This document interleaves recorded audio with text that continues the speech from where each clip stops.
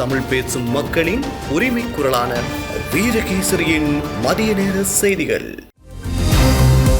வாசிப்பது எம்.சிகா ரவி, செய்தியாசிரியர் எம்.டி. லூசியஸ். முதலில் தலைப்புச் செய்திகள். அர்ச்சுனா பின்னணியில் இந்தியா என அதிரடி குற்றச்சாட்டு. பொரல்லை தேவாலய குண்டு வைப்பு சம்பவம், குற்றவாளிகளை சட்டத்தின் முன் நிறுத்துமாறு கோரிக்கை. இலங்கையர்களுக்கு சிக்கல், இஸ்ரேலில் 10,000 தொழில் கோட்டா இல்லாமல் போகும் நிலை. மாணவி கடத்தப்பட்ட சம்பவம், காரணம் வெளியானது. இதுவரை 24 பேரை பறிகொண்ட லாஸ் ஏஞ்சல்ஸ் காட்டுத்தீ, உருவானதும் பரவியதும் எப்படி? உள்நாட்டு செய்திகள். இந்தியாவின் ரா ஒத்துசேவையைச் சேர்ந்த 400 பேருக்கும் அதிகமானவர்கள் இலங்கையின் பல பிரதேசங்களிலும் இருக்கிறார்கள். அவர்கள் எங்கு இருக்கிறார்கள், என்ன செய்கிறார்கள் என்பதை தேடி பார்க்க வேண்டும் என மக்கள் போராட்ட குழுவின் அமைப்பாளர் துமிந்த நாகமுவ தெரிவித்துள்ளார். கொழும்பில் சனிக்கிழமை இடம்பெற்ற நிகழ்வொன்றில் கலந்து கொண்டு உரையாற்றுகையிலேயே இவ்வாறு குறிப்பிட்டுள்ளார். அவர் தொடர்ந்து கருத்து தெரிவிக்கையில், දිනවල ඇතිවෙච්ච ප්‍රශ්නයක් නිසා නෙමෙයි, විශේෂයෙන්ම පෞගිය දෙසැම්බර් 15 தெதின ஜனாதிபதியுடைய சஞ்சாரின் பசு அரசாங்கம் தற்போது இந்தியாவுடன் சூது பொருளாதாரம் ஒன்றையே மேற்கொள்ள போகிறது. அதாவது சூது விளையாடி பணம் சம்பாதிக்கும் பொருளாதாரத்தை தயாரிக்கவே முயற்சிக்கிறது. மீண்டும் எட்கா ஒப்பந்தம் சீனாவிடம் கடன் பெற்று அம்பாத்தோட்டை துறைமுகத்தை நிர்மாணிப்பதன் விளைவு என்ன என்பதை எங்களுக்கு கண்டுகொள்ள முடியும். துறைமுகத்தை நிர்மாணிக்க பெற்றுக்கொண்ட கடனை மீள செலுத்த முடியாமல் இறுதியில் துறைமுகத்தை சீனாவுக்கு விற்பனை செய்தார்கள். அதே நிலையே இந்தியாவுடனும் எங்களுக்கு ஏற்படும். அத்துடன் அதானிக்கு உலகில் எங்கு பிரச்சனை இருந்தாலும் பரவாயில்லை, நாங்கள் இங்கு அதானியுடன் பணியாற்றுவோம் என ஜனாதிபதி தெரிவித்திருந்தார். இதை யாரும் கேட்டதற்கு ஜனாதிபதி தெரிவித்த ஒன்று அல்ல, இது முன்கூட்டியே அறிவிப்புகள். அதே போன்று எட்கா ஒப்பந்தத்துக்கு 2016 பாரிய எதிர்ப்பு வந்தது. இறுதியில் அந்த ஒப்பந்தத்தை வாபஸ் பெற்றுக்கொண்டது. அந்த எதிர்ப்புக்கு மக்கள் விடுதலை முன்னணி பாரிய அளவில் முன்னின்று செயற்பட்டு வந்ததை நாங்கள் கண்டோம். ஆனால் மீண்டும் அந்த எட்கா ஒப்பந்தம் பேச்சுக்கு வந்துள்ளது. சில சந்தர்ப்பங்களில் இந்தியா இலங்கையின் தேசியவாத அரசியலை நெருக்கடிக்குள்ளாக்க செயற்பட்டு வருவதாக எமக்கு நினைக்க தோன்றுகிறது. வடக்கின் பேச்சாளராக அர்ச்சுனா கடந்த ஜனாதிபதி தேர்தலின் போது ஜனாதிபதி வேட்பாளர் ஒருவர் திடீரென தோன்றினார். இப்போது அவர் இல்லை. ஆனால் இன்று வடக்கின் பேச்சாளராக செயற்பட்டு வருவது யாழ்ப்பாணத்தில் இருந்து தெரிவாகியுள்ள வைத்தியர் அர்ச்சுனா. அர்ச்சுனா போன்றவர்களை கொண்டு வந்து இந்தியா என்ன செய்ய போகிறது என எமக்கு தெரியாது. அதே நேரம் உத்தியோகபூர்வமற்ற தகவலின் பிரகாரம் இந்தியாவின் ரா ஒத்துசேவையைச் சேர்ந்த 400 பேருக்கும் அதிகமானவர்கள் இலங்கையின் பல பிரதேசங்களிலும் இருக்கிறார்கள். அவர்கள் எங்கு இருக்கிறார்கள், என்ன செய்கிறார்கள் என்பதை நாங்கள் தேடி பார்க்க வேண்டும் என மக்கள் போராட்ட குழுவின் அமைப்பாளர் தெரிவித்துள்ளார். කේන්ද්‍ර කරගෙන මේ කඳවුරු දෙක අතර සීතල යුද්ධයක් වුණා. ඒතර මේක මත තමයි ලෝක දේශපාලනයේ තීරණ වම දකුණ. கொழும்பு பொரளையில் அமைந்துள்ள ஆல் செயின்ட்ஸ் தேவாலயத்தில் 3 ஆண்டுகளுக்கு முன்னர் இடம்பெற்ற வெடிகுண்டு நாடகம் குறித்து புதிய விசாரணை நடத்தி குற்றவாளிகளை சட்டத்தின் முன் நிறுத்துமாறு இலங்கை கத்தோலிக்க திருச்சபை அரசாங்கத்தை வலியுறுத்தியுள்ளது. 2022 ஜனவரி 11 அன்று தேவாலயத்திற்குள் கைகொண்டு கண்டுபிடிக்கப்பட்ட சம்பவத்தின் 3ஆம் ஆண்டு நிறைவை குறிக்கும் வகையில் நேற்று காலை போராட்டம் ஒன்று நடத்தப்பட்டுள்ளது. மனித உரிமைகள் முன்னதாக இந்த சம்பவம் தொடர்பாக தேவாலயத்தின் பராமரிப்பாளர் அப்போது கைது செய்யப்பட்டு பின்னர் விடுவிக்கப்பட்டார். எனினும் இந்த செயல்களால் அவர் துன்புறுத்தப்பட்டதாகவும் அவரது மனித உரிமைகள் மீறப்பட்டதாகவும் திருச்சபை பின்னர் குற்றம் சுமத்தியிருந்தது. இந்த நிலையில் நேற்று இடம்பெற்ற போராட்டத்தின் பின்னர் ஊடகங்களுக்கு கருத்துரைத்த தேசிய கத்தோலிக்க தகவல் தொடர்பு இயக்குனர் அருட்தந்தை ஜூட் கிரிசாந்த இந்த சம்பவம் குறித்து புதிய விசாரணை நடத்துமாறு தற்போதைய ஜனாதிபதி அனுரகுமார திசாநாயக்கவிடம் திருச்சபை வலியுறுத்துவதாக தெரிவித்துள்ளார். රැල්ලේ සියලු සාන්තුරුන්ගේ දේවස්ථානයේ බෝම්බයක් අටවලා මහා විනාශයක් වෙන්නට ගිහිල්ලා නමුත් දෙවියන්ගේ හාස්කමකින් වගේ ඒක බේරුණා. ඒක පිපුරුවා නම් එහෙම මිනිස් ජීවිත ගණනාවක් විනාශ වෙන්නට තිබුණා. ඒ වගේම දේවස්ථානයට බරපතල හානි වෙන්නට තිබුණා. මේක පෞරාණික දේවස්ථානයක්. ඉතින් මේ බෝම්බය අටවලා අවුරුදු 3ක් ගත වෙන අද දිනේ වන විටත් අපිට සෑහීමකට පත් වෙන්නට පුළුවන් පරීක්ෂණයක් සිදු වෙලා නැහැ. තවමත් நடைமுறைக்கு வரவுள்ள அரசாங்கத்தின் புதிய திட்டம் அந்த ஆட்சியின் போது ஒரு சந்தேக நபர் பிடிப்பட்டதாக தெரிவிக்கப்பட்டது. இந்த சந்தேக நபர் குறித்து தற்போதைய அரசாங்கம் என்ன செய்யும் என்பதை பார்க்க விரும்புவதாக அவர் குறிப்பிட்டுள்ளார். அத்துடன் இந்த விடயத்தில் விரிவான விசாரணையை நடத்தப்பட வேண்டும் என்றும் முன்னாள் போலீஸ் மா அதிபர் தேசபந்து தென்னகோனின் நடவடிக்கைகள் சந்தேகத்திற்குரியவை என்றும் அருட்தந்தை குறிப்பிட்டுள்ளார். குறித்த சம்பவத்தின் பின்னர் மாலையில் பதிவான சிசிடிவி காட்சிகளை மட்டுமே பார்க்க வேண்டும் என்று தென்னகோன் அறிவுறுத்தியிருந்தார். எனினும் காலையில் பதிவான மற்றொரு காணொளியில் குற்றவாளி தேவாலயத்திற்குள் வெடிகுண்டை வைப்பது கண்டறியப்பட்டது என்று அருட்தந்தை ஜோட்கெரி சாந்த தெரிவித்துள்ளார். දේශබන්දු තෙන්නකෝන් මහත්මයා තමයි පොලිස්පතිවරයාව සිටියේ. එතුමාගේ ක්‍රියාකාලාපය පිළිබඳවත් බොහොම සැකසහිත තැන් අපට දක්නට ලැබුණා. මේ බෝම්බේ පුපුරා ගිය මොහොතේම එතුමා ඇවිල්ලා මේ බෝම්බේ පිළිබඳව කිසිම විමර්ශනයක් කරන්නේ නැතිව යම් යම් අර්ථකථනයක් දෙන්නට වුණා. ඒ වගේම තමයි එතුමා කිව්වා මේ CCTV දර්ශන හවස සිදු වුණු දේවල් විතරක් පරීක්ෂා කරන්නට කියලා. නමුත් එතනදී අපිට දැක ගන්නට පුළුවන් වුණේ නැහැ කිසි දෙයක්. නමුත් අති උතුම් මැල්කම් කාදිර රාජ්‍ය තිමිපාණන්ගේ අනුදැනුම තුළ උදෑසන ඉඳලා එම CCTV දර්ශනය කරද්දී තමයි අපිට තේරුනේ යම් කිසි කෙනෙක් ඇවිල්ලා මේ බෝම්බය අටවන ආකාරය. එතකොට ඒ පිළිබඳව අපිට බොහොම සැකසහිත තැන් ගණනාවක් මතු වුණා. බෝම්බය අටවපු පුද්ගලයාව අල්ලගත්තයි කිව්වා. ඔහුව රඳවගෙන තියාගත්තයි කියලා කිව්වා. නමුත් ඔහුව උසාවියට ඉදිරිපත් කරනවා අපි දැක්කේ නැහැ. ඔහුට සිදු වුණේ මොකද්ද කියන දේ අපි දැක්කේ නැහැ. ඉහාට හරි මේ රටේ එවැනි සිද්ධියක් නොවෙන්නට නිසා සාධාරණත්වය ඉටු කරන්නට කියලා නීතිය ක්‍රියාත්මක කරවන්නට කියලා இஸ்ரேலில் விவசாய துறையில் 10,000 தொழில் வாய்ப்பு எமது நாட்டுக்கு இல்லாமல் போயுள்ளதாக இலங்கை வெளிநாட்டு வேலைவாய்ப்பு பணியகத்தின் தலைவர் கோஷல விக்ரமசிங்க தெரிவித்தார். இது தொடர்பாக அவர் ஊடகங்களுக்கு கருத்து தெரிவிக்கையில் இஸ்ரேலிய விவசாய தொழிலுக்கு எந்த தகுதியும் இல்லாத நபர்களை கடந்த அரசாங்கத்தின் அரசியல்வாதிகள் அனுப்பியுள்ளனர். அதனால் குறித்த நபர்கள் அவர்கள் தொழில் புரிந்த இடங்களில் இருந்து தப்பிச் சென்று வேறு தொழில்களில் ஈடுபட்டு வருவதால் இஸ்ரேலில் விவசாய துறையில் 10,000 தொழில் கோட்டா எமது நாட்டுக்கு இல்லாமல் போயுள்ளது. பணியத்துக்கும் அழுத்தங்களை பிரயோகித்து அரசியல்வாதிகள் தங்களுக்கு தேவையானவர்களை இவ்வாறு அனுப்பியிருக்கிறார்கள். இவ்வாறு செயற்பட்டால் நாடு என்ற வகையில் நாங்கள் அவ்வாறு தொழில் சந்தையை பாதுகாத்துக் கொள்ள முடியும். அதனால் இது தொடர்பில் நாங்கள் முறையான நடவடிக்கை எடுப்போம். இதேவேளை அனைத்து பிரச்சனைகள் தொடர்பாகவும் கலந்துரையாடி இந்த தொழில் கோட்டாவை பெற்றுக்கொள்ள வேலை திட்டம் ஒன்றை தயாரிக்க தீர்மானித்துள்ளோம் என அவர் மேலும் தெரிவித்தார்.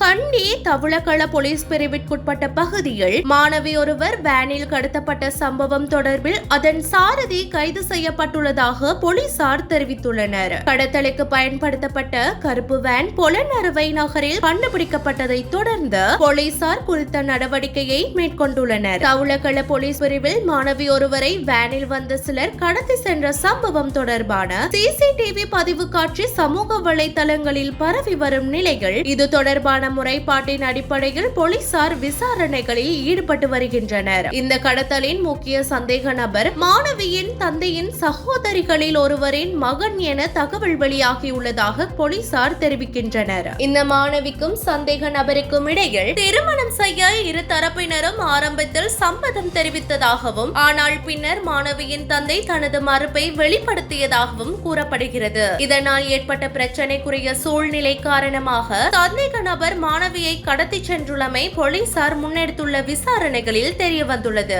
எவ்வாறாயினும் மாணவியை கண்டுபிடித்து சம்பவத்தில் தொடர்புடைய முக்கிய சந்தேக நபரை கைது செய்ய 3 போலீஸ் குழுக்கள் விசாரணைகளை தொடங்கியுள்ளதாக போலீசார் தெரிவித்துள்ளனர்.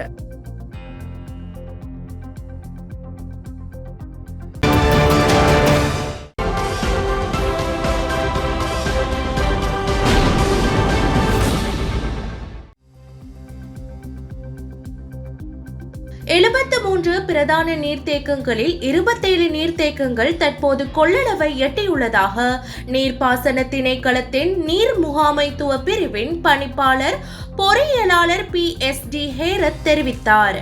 அனுராதபுரம் மாவட்டத்தில் உள்ள 10 பிரதான நீர்த்தேக்கங்களில் 7 நீர்த்தேக்கங்கள் தற்போது கொள்ளளவை எட்டியுள்ளது. அம்பாறையில் 3 முக்கிய நீர்த்தேக்கங்கள் கொள்ளளவை எட்டியுள்ளதாகவும், பதுளை மாவட்டத்தில் உள்ள 7 நீர்த்தேக்கங்களில் 3 நீர்த்தேக்கங்களும் தற்போது கொள்ளளவை எட்டியுள்ளதாகவும் அவர் தெரிவித்தார். மட்டக்களப்பு மாவட்டத்தில் உள்ள 4 முக்கிய நீர்த்தேக்கங்களில் 3 நீர்த்தேக்கங்கள் கொள்ளளவை எட்டியுள்ளதுடன், ஹம்மாந்தோட்டையில் உள்ள 10 முக்கிய நீர்த்தேக்கங்களில் 2 நீர்த்தேக்கங்கள் நிரம்பி வழியும் அளவை எட்டியுள்ளன. காலி மாவட்டத்தில் உள்ள 2 முக்கிய நீர்த்தேக்கங்களில் 1 நிரம்பி வழியும் நிலையில் உள்ளதுடன், கண்டி மாவட்டத்தில் உள்ள 3 முக்கிய நீர்த்தேக்கங்களில் 2 நீர்த்தேக்கங்கள் கொள்ளளவை எட்டியுள்ளன. இதற்கிடையில் குருநாகல் மாவட்டத்தில் உள்ள 10 நீர்த்தேக்கங்களில் 1 கொள்ளளவை எட்டியுள்ளதுடன், மொனராகலை மாவட்டத்தில் உள்ள 3 நீர்த்தேக்கங்களில் 2 நிரம்பி வழியும் நிலையை அண்மித்துள்ளது. அத்துடன் பொலனறுவையில் உள்ள 4 முக்கிய நீர்த்தேக்கங்களில் 1 கொள்ளளவை எட்டியுள்ளது. திருகோணமலை மாவட்டத்தில் உள்ள 5 நீர்த்தேக்கங்களில் 2 தற்போது கொள்ளளவை எட்டியுள்ளன. இதேவேளை தேசிய கட்டட ஆராய்ச்சி நிறுவனம் மண் சரிவு குறித்து எச்சரிக்கை அறிவிப்பை வெளியிட்டுள்ளது. இந்த அறிவிப்பு நேற்று இரவு 8:30 மணி முதல் இன்று இரவு 8:30 மணி வரை 24 மணி நேரத்திற்கு செல்லுபடியாகும். அதன்படி பதுளை, கண்டி, குருநாகல், மாத்தளை, நுவரெலியா ஆகிய பகுதிகளுக்கு மஞ்சள் நிற எச்சரிக்கை விடுக்கப்பட்டுள்ளது. இதேவேளை கிழக்கு மற்றும் உவா மாகாணங்களிலும், பொலனறுவை, மாத்தளை, நுவரெலியா மற்றும் ஹம்பாந்தோட்டை மாவட்டங்களிலும் அவ்வப்போது மழை அல்லது இடியுடன் கூடிய மழை பெய்யக்கூடும் என வளிமண்டலவியல் திணைக்களம் எதிர்வு கூறியுள்ளது. உவா மாகாணத்திலும் மாத்தளை, நுவரெலியா, அம்பாறை மற்றும் ஹம்பாந்தோட்டை மாவட்டங்களிலும் சில இடங்களில் 50 மில்லிமீட்டருக்கும் அதிகளவான ஓரளவு பலத்த மழை பெய்யக்கூடும். வடமாகாணத்திலும் அனுராதபுரம் மாவட்டத்திலும் பல தடவைகள் மழை பெய்யக்கூடும். ஏனைய பகுதிகளில் மாலை அல்லது இரவில் அவ்வப்போது மழை அல்லது இடியுடன் கூடிய மழை பெய்யக்கூடும். வடக்கு, கிழக்கு, வடமத்திய மற்றும் வடமேல் மாகாணங்களிலும், மாத்தறை, மொனராகலை மற்றும் ஹம்பாந்தோட்டை மாவட்டங்களிலும் இடைக்கிடையே 30 தொடக்கம் 40 கிலோமீட்டர் வேகத்தில் ஓரளவு பலத்த காற்று வீசக்கூடும். மேல் சப்ரகமுவ மற்றும் மத்திய மாகாணங்களிலும், காலி மற்றும் மாத்தறை மாவட்டங்களிலும் சில இடங்களில் காலை வேளையில் பனிமூட்டமான நிலை காணப்படும் என எதிர்பார்க்கப்படுகின்றது. இடியுடன் கூடிய மழை பெய்யும் வேளைகளில் அப்பிரதேசங்களில் தற்காலிகமாக பலத்த காற்றும் வீசக்கூடும். மின்னல் தாக்கங்களினால் ஏற்படக்கூடிய பாதிப்புகளை குறைத்துக் கொள்ள தேவையான முன்னெச்சரிக்கை நடவடிக்கைகளை எடுத்துக் கொள்ளுமாறு வளிமண்டலவியல் திணைக்களம் பொதுமக்களை அறிவுறுத்தியுள்ளது.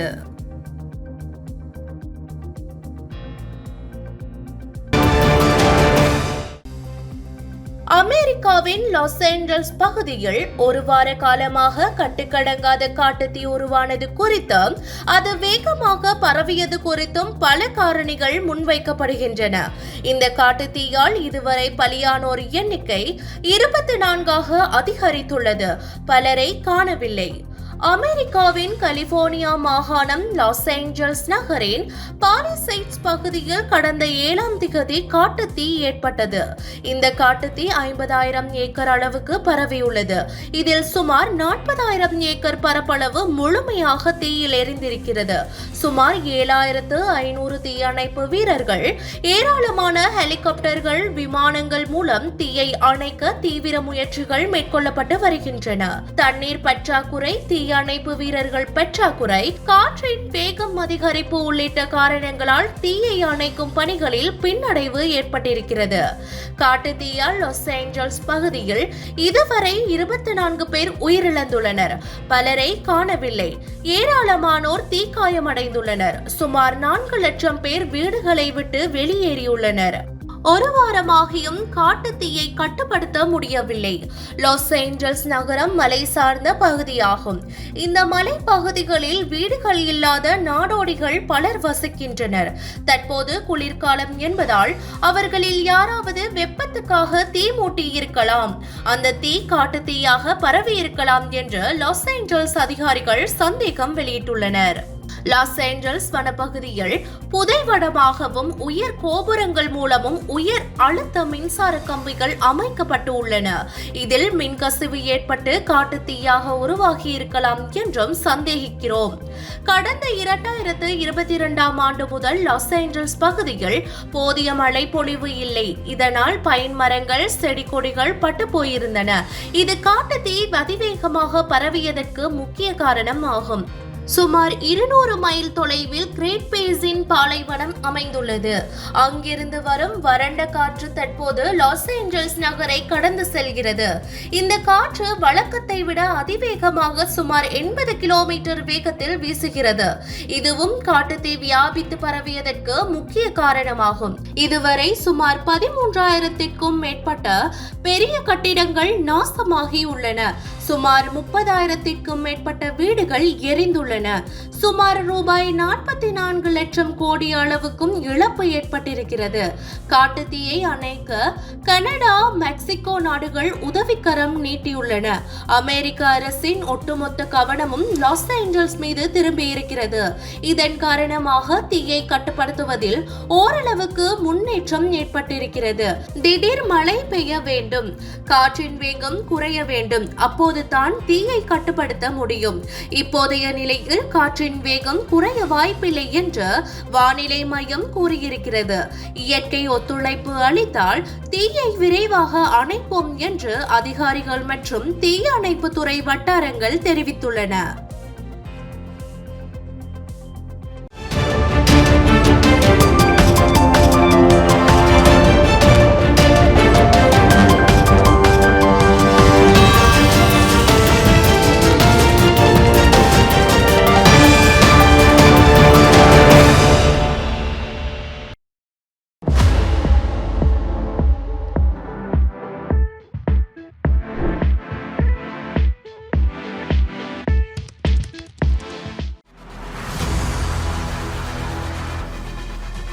இலங்கையின் முதல் நிலை முதற்தர செய்தி வழங்குனர் வீரகேசரியின் குறுந்தகவல் செய்திகளை உடனுக்குடன் தமிழில் பெற்றுக்கொள்ள டயலாக் வலையமைப்பிலிருந்து REG இடைவெளி வீக்கி என்று பதிவிட்டு 87 960 என்ற எண்ணுக்கு குறுஞ்செய்தி ஒன்றை அனுப்புங்கள். வீரகேசரி செய்தியுடன் இணைந்திருங்கள்.